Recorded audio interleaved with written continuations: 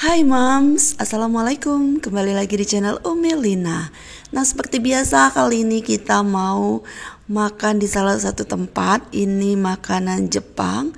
Tapi kalau aku sih lebih suka yang ini ya, ramen. Kenapa aku suka ramen? Ya karena suka aja dengan varian mie-nya yang enak gitu ya. Kalau kedua anak gadis aku, dia lebih suka dengan makanan Jepang. Sambil kita makan, enaknya ngapain? Enaknya cerita dong ya.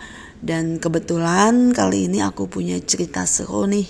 Ceritanya tentang misteri. Dia tuh agak sedikit horor ya kalau menurut aku.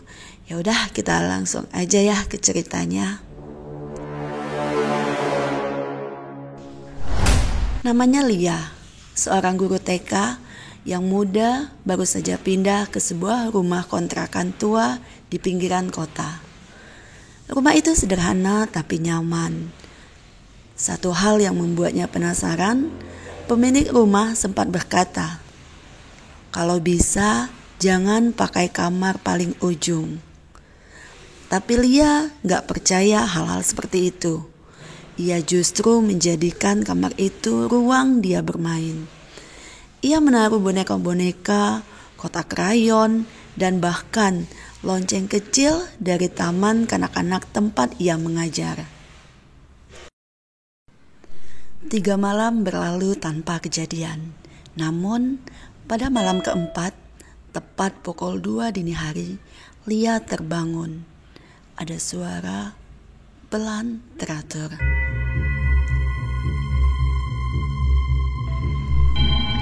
Ia keluar dari kamar dan mendapati pintu kamar ujung sedikit terbuka.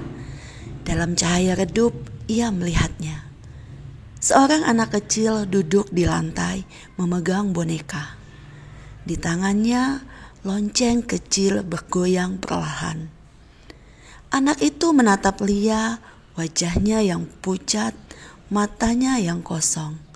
Lalu terdengar bisikan, "Main sama aku." Lia menyalakan lampu secepatnya. Dan ternyata tempat itu kosong. Anak itu hilang. Hanya ada lonceng kecil dan boneka yang tergeletak. Lalu keesokan harinya, Lia bertanya kepada nenek tetangga. "Dulu ada anak perempuan di rumah itu, namanya Sinta. Sakit-sakitan, tak pernah keluar rumah.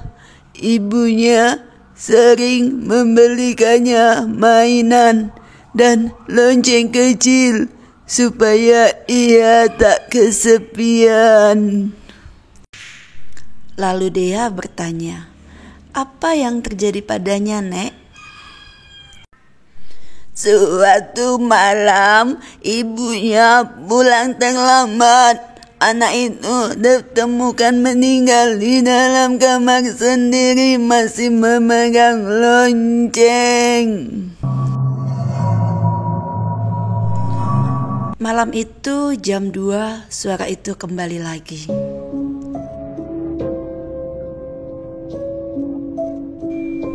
Lia mendekati kamar ujung. Ia tak berani membuka pintu. Tapi dari celah bawah ia melihat sepasang kaki kecil berdiri diam. Lalu terdengar bisikan, "Kau bilang kau guru TK kan? Ayo ajarin aku." Setelah malam itu Lia pergi dan tak pernah kembali. Tapi rumah itu masih ada.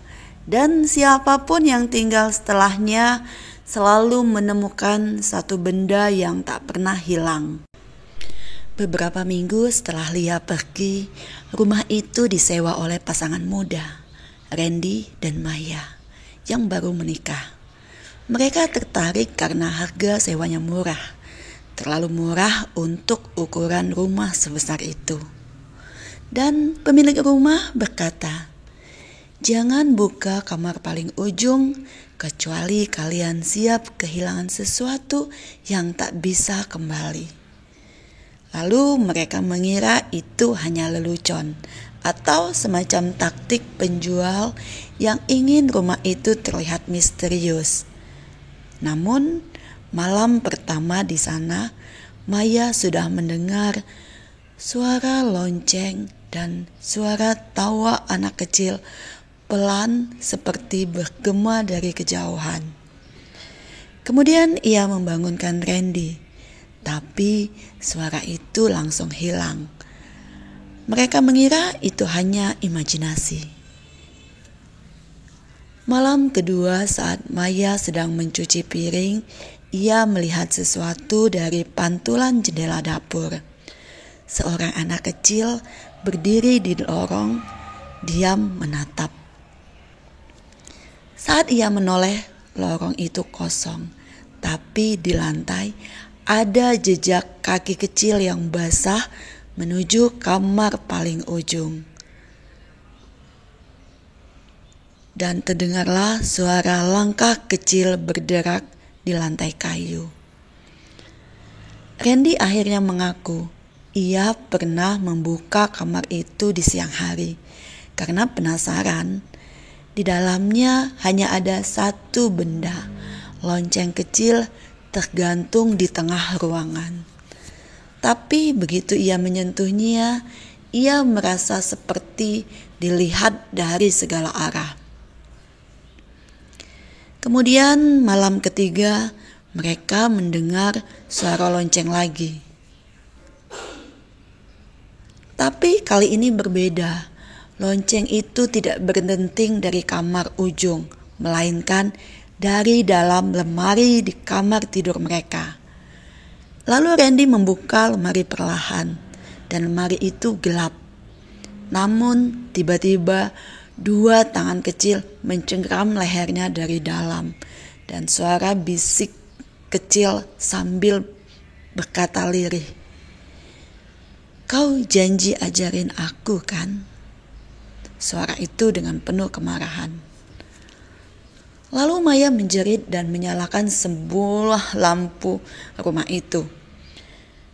Randy sudah terjatuh, matanya terbuka membeku, seperti seseorang yang melihat sesuatu yang tak bisa dijelaskan dengan kata-kata. Lalu Randy hanya pingsan karena stres. Itu kata dokter yang memeriksanya saat itu. Karena saat itu Randy langsung dibawa ke dokter. Namun setiap malam sejak itu Maya mendengar suara langkah anak kecil menyusuri lorong dan lonceng yang terus berdenting walau tidak ada yang menyentuhnya. Dan malam terakhir sebelum mereka pindah, Maya menemukan tulisan di cermin kamar mereka. Tulisan itu dibuat dari uap, tapi tetap terbaca jelas. Tulisan itu bertulis, "Jangan main dengan janjiku." Dan demikianlah cerita horor yang kalau menurut aku agak serem ya, karena aku bacanya itu sambil merinding gitu, merinding disco. Begitulah. Ya udah, kita lanjut ke video selanjutnya dengan cerita dan episode yang berbeda ya. Teman-teman mau cerita apa boleh ketik di kolom komentar. Sampai jumpa di video-video selanjutnya dan cerita-cerita selanjutnya ya. Tetap dukung aku dengan like video ini dan subscribe channel ini, atau bagikan jika kalian suka. Terima kasih.